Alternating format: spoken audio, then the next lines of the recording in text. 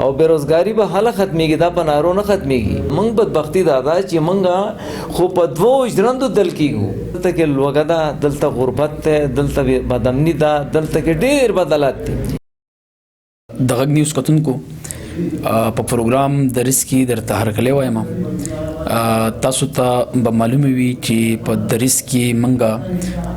د مختلفو شخصیاتو سره کینو د هغوی سره خبرې اترې کوو تاسو ته در رسو هم دغه لړۍ کې زموږ سره نن هم یو ډېر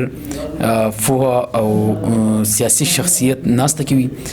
تاسو ټول به ډېر ښه پېژنئ د علاقې په سیاستو کې د ډېر وخت نه هغو ډېر اکټیو رول ادا کوي زموږ سره نن باچا ګل صاحب ناسته کوي داسې که نور څه هم د علاقې په سطح باندې یا نور څه مسلې هغې کې به هم باچا ګل صاحب ډېر خپل پوره کردار ادا کوي هم نن باچا ګل صاحب زموږ میلمه دی د هغوی سره به په مختلفو موضوعاتو باندې خبرې کوو باچا ګل صاحب تاسو ته د ټول نه وړاندې په خپل پروګرام کې هرکلی وایم او زما وړاندې پوښتنه دا ده چې تاسو د ډېر وخت نه سیاست کوئ څنګه چې ما ویم په خپلو خبرو کې تاسو سیاسي آداب څه دي ډېر وخت تاسو یې دا سیاسي هلې ځلې کوئ څه آداب تاسو ته ایښلي څه ستاسو آداب دي چې تاسو هغې د وجې نه دومره هلې ځلې او دا کوئ او یا دغه آدابو کې تاسو څومره حده پورې تاسو ګڼئ چې څه به لاسته راوړنه به وکړئ که څنګه ډېره مهرباني زه خو تر ټول نه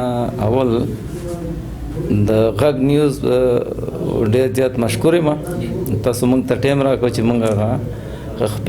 فکر و نظر ولس ته ستاسو په ذریعه باندې ورسوو بنیادي طور زه چونکې د پښتونخوا ملي پارټۍ کارکون یم او پښتونخوا ملي پارټۍ خپل هدف دا دی چې په دې پاکستان کې د قومونو دا د شریکو قومونو وطن دی دلته دې قومونه برابري هر قوم دی په خپله جغرافیه باندې د خپلو وسایلو مالکي دلته دی د هر قوم مورنۍ ژبه د هر قوم ژبه دی دا د عدالت د مارکیټ او د ریاست ژبه دلته دی د آئین او د قانون حکمرانی دلته دی د پارلمان بالادستی دا زمونږ هدف دي او د دې دپاره موږ پښتونخوا ملي پارټۍ د خپلې اولې ورځې نه په دغه فکر باندې ولاړه ده او مختلف پړاوونو په دې کې راغلي لیکن منګه دا نظر لرو چې زمونږ فکر ډېر مخې ته تللی دی کومې خبرې چې با صرف منګه کولې نن هغه د ولس غږ جوړ شوی دی او په تیره باندې د پښتونخوا وطن ځوانان بالکل دا فکر و نظر لري چې منګه اوس په دنیا کې د جهان د ټولو هغه سره د سیالي غواړو او سیالي د دې نه بغیر ممکنه نه ده چې موږ ته زموږ په وسایلو باندې اختیار راشي موږ د خپلو زمرودو د خپلو اوبو د خپلو بیجلوګانو د خپلو نورو معدنیاتو چې دا شتمنۍ موږ ته الله پاک را بخلي دي موږ د دې مالکان شو او موږ د دې خپل وطن نه بېروزګاري ختمه کړو دلته موږ تعلیم عام کړو او موږ د جهان د قومونو سره برابر یو دا زمونږ هدف دی تاسو خبره وکړه چې موږ غواړو چې زمونږ قام ته د هغو په ځمکه باندې د هغو چې څومره وسایل دي په هغې کې پوره حصه میلاو شي تاسو نه ګڼئ چې زمونږ نور هم کم سیاسي جماعتونه چې د هغو هم دغه غږ کوي چې موږ دلته کې تاسو له ستاسو حقوق ګټو دلته کې موږ تعلیم په میدان کې هلې ځلې کوو د روزګار دپاره لاره برابرو ځوانانو ته نور جماعتونو هم زیاتره دغه غږ کوي یا تاسو په څه دلیل باندې وایي چې دلته کې خلکو ته د هغو په وسایلو باندې د هغو حق چې کوم دی هغه نه میلوي داسې ده زما معلومات دا دي چې که دلته کې بیرته هغه تنقید یې نه کوو په سیاسي جماعتونو بده خبره ده خو موږ دا خبره کوو چې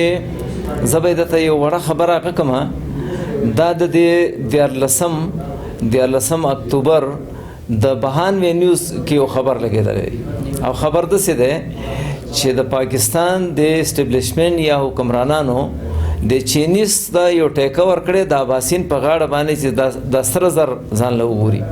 په دې کې به د خپله څه هغې پرسنټیج به په 11 میاشتې کې د کپنۍ زما د وطن نه 2 منه سره زر وړلي جی 2 منه. زه په دې وطن کې د 2 ډوډۍ نشم کولی. جی دلته د یوې هغه سره د یوې پارټۍ سره هم دا غنښته چې په بیروزګارۍ هغه وکړي خبره وکړي د هغو د منیفسټو برخه نه ده. او بیروزګاري به هله ختمېږي دا په نارو نه ختمېږي چې په دې وطن کې ته صنعتي زونونه جوړ کړې هغه ټیکس فری نو دا به دلته به بیروزګاري هله ختمېږي. بیروزګاري داسې شی ده چې دا په نارو نه ختمېږي او هغې لپاره به چې موږ یې داسې راواخلو د دې د هغه نه د پاکستان د جوړېدو نه مخکې دلته زموږ په دې هغه کې په دا نوخار چې دی دا دلته د دنیا صنعتونه ټیکسټایل میلونه غټ میلونه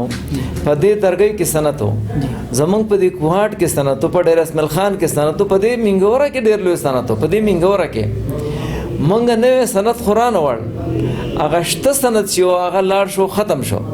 په هغې ټیکسونه ولګېده د بجلۍ راپسې ګرانه شوه نورې قیسې راپسې جوړې شوې نو بېروزګاري خو په دې نه ختمېږي. دغه موږ یوازني خلک یو چې ودرېږو چې وروره زما دې وطن ته دلته ته صنعتي زونونه جوړ کا صنعتي زونونه جوړ کا موږ به تاسو ته نشاندهي وکړو چې دا خام مال زما په دې وطن کې دی په دې وطن کې دی که څوک دلته کې په دې سواد کې د دې شیشې کارخانه لګی دا ګټې دلته موجود دي. که څوک دلته د دوایانو کارخانه لګی دا بوټي دلته موجود دي. دلته ډیره د دې سواد په دې سیند باندې وزه به تا ته هغه کومه موږ د شیرپاو خان سره ناستو دا د هغه وینا د هغه زه وزیر اعلی ما ته د جرمن یو ټیم وی که تاسو هغه وکړئ لږ موږ ته په دې سواد په دې سیند باندې موږ په وړو جنریټرو او په وړو هغه باندې موږ 50,000 میگاواټ بجلی پیدا کولی شو. تاسو اندازه لګوه 50,000 میگاواټه نو چې ته 50,000 میگاواټ ستا ټول ضرورت 6,000 میگاواټ نه دا به ته جهان ته بیا ته صنعتکارو ته به چې روډ راشي ته بجلی ته مو په در کوم راشي یا ته ډېر ارزانه در کوم خلکو بېروزګاریانې په ساینسي هغه باندې هغې ته پلانینګ کړلی په هغې ختمې کړي دا په نارو په جادوګانو نه ختمېږي. تاسو خبر وکړه باچا ګل صاحب تاسو ګڼئ چې زموږ چې کوم موجوده نظام دی یا د کوم موجوده سیټ اپ چې دی په دې کې به تاسو وکړئ شي چې قام ته دغه حقوق چې کوم دی هغه وګټئ تاسو ممکنه وي په دې موجوده سیستم کې تاسو په خیال داسې ده چې سیاسي جماعتونه هغه وخت جوړیږي چې کله قام د ستوندو سره مخامخي جماعتونه مله جوړیږي د طبې دوایي هله جوړیږي چې په انسانانو تبه راځي که تبه نه راتلی چا دوایي څه جوړوله په دې وطن کې چونکې دلته کې لوږه ده دلته غربت دی دلته بدامني ده دلته کې ډېر بدلات دي د دې دپاره پارټیانې راغلي هغه پارټیانو د اولې ورځې نه خپل به چې چا هر څه هدف وي ما تاسو ته خپل هدف بیان کوم موږ دا غواړو چې په دې پاکستان کې پاکستان یو داسې ریاست دی چې دا د تاریخ په ارتقا کې نه دی رخ شوی څنګه چې چین دی څنګه چې افغانستان دی ایران دی یا انډیا دی بلکې دا د 23 مارچ 1940 د قرارداد په نتیجه کې رخ شوی دی او که تاسو لاهور ته تللی په منار پاکستان باندې د هغه قرارداد متن اوس هم لیکل شوی موجود دی چې پاکستان به د 15 قومونو شریک وطني دلته به هر قام په خپله جغرافیه ازادي د هر قام به دلته کې خپل صدر وزیر اعظم دی لیکلی او دو به بیا یو رضاکارانه فدریشن جوړی او هغه به جوړی نو موږ وایو چې په پاکستان کې د ټول پښتون وطن د په یو وحدت کې راغون شي موږ وایو تاسو دا ټول ټوکر وطن راغون کې د پاکستان په چوکاټ کې دی دیل به دا پښتون ولس بیا خپل یو نوم ورکوي که افغانیه ورکوي که پښتونستان ورکوي که پښتونخوا ورکوي نو دا زمونږ هغه دی جی ستاسو په خیال دغه سره به د دې ولس د مسلې حل شي که موږ که داسې چرتې هم وکړی شي نو بیا به هم زمونږ کم خلک چې دي په هغې کې به هم دغه کم ایلیټ کلاس طبقه چې ده کم چې دغه خلک دي آیا هغه به بیا وکړی شي چې دلته کې یو عام وګړي ته دغه حقوق ورسوي یا که نه بیا هم دغه شانتې به څنګه چې لکه اوس ته موږ ډېره مهرباني او ډېر زورور سوال تا وکړو ډېر لوی سوال تا وکړو ګرانه خبره دا ده چې په دنیا کې د جبر دوه علي دي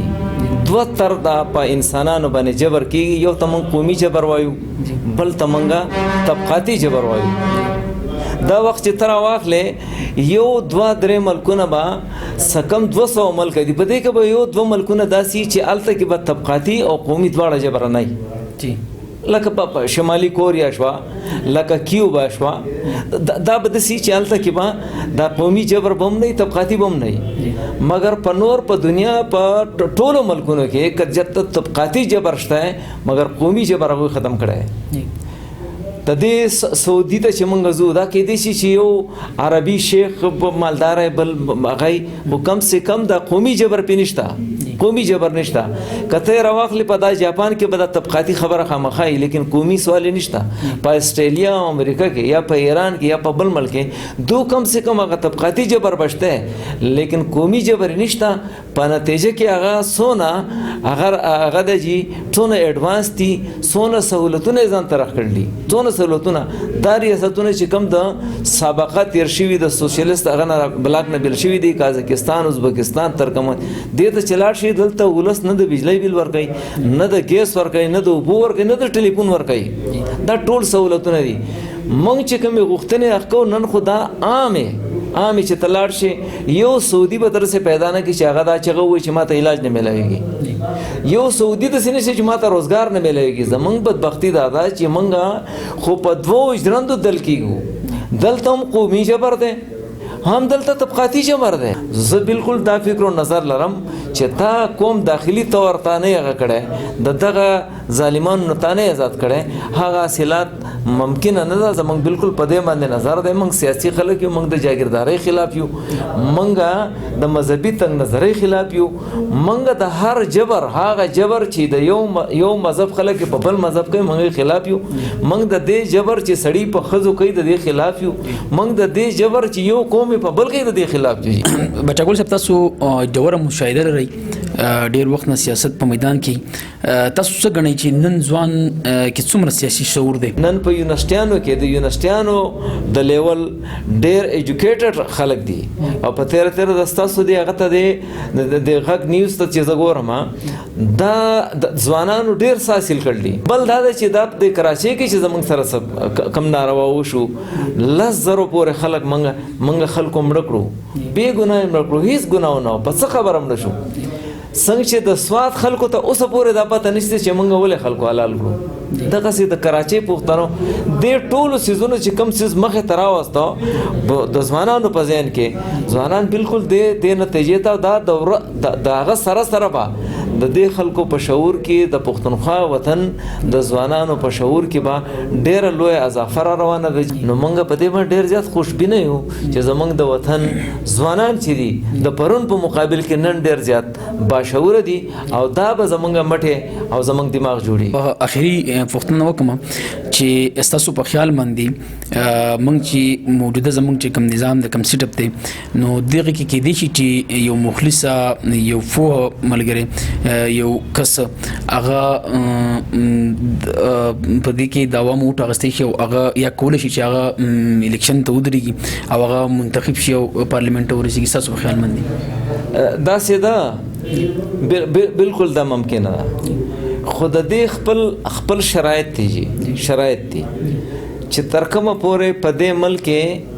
په سیاست کې د امرانه او غیر جمهوری قوتونو مداخلت نه ختم شوه دا امکانات نشته زګه چې زه چاله ووټ ورکوم ایجنسیانې د دې ملک استخباراتي ادارې هغه سره نه راولي هغه راولي چې کم داغو دا هغه نو موږ دا هغه کو چې وروره یو داسې هغه ته د لاړ شي چې په دې ملک دی الیکشن کمیشن آزاد او خود مختاره اداره جوړ شي داغو د خپل تمام چیزونه الو به داسې امکانات پیدا کیږي چې هغه خلک چې هغه د اولس حقيقي لیډرانی مصنوعي لیډران نه حقيقي لیډرانی هغه سملو تلاړ شي په سملو کې د دې خپل اولس داستون دي د ستړي کی دی الته یو داسې هغه کړی چې داغه شاته ټوټل سيزونه د هغو سره چې بیروزګاري څنګه ختمېدی شي، تعلیم څنګه عام کېدی شي، د صحت لارې څنګه خپلې کړو، افزان صحت څنګه وکړو، دلته امن او امان څنګه راولو. نو دې لپاره خپل سیاسي فکر سیاسي پارټیانې د هغو سټیرینګ باډي د هغو کې تھینک ټینکي پای کې دانشوري پای کې پوهانی او دا کس چې د ولس نمائندې په اسمبلی کې د دوه غږ پورته کوي. ډیره مننه باچا ګل صاحب غږ نیوز ته د وخت راکولو. ګرانو کتونکو دا وا زمونږ د نن خورونه تر بلې خورونې پورې درنه اجازه طلبم.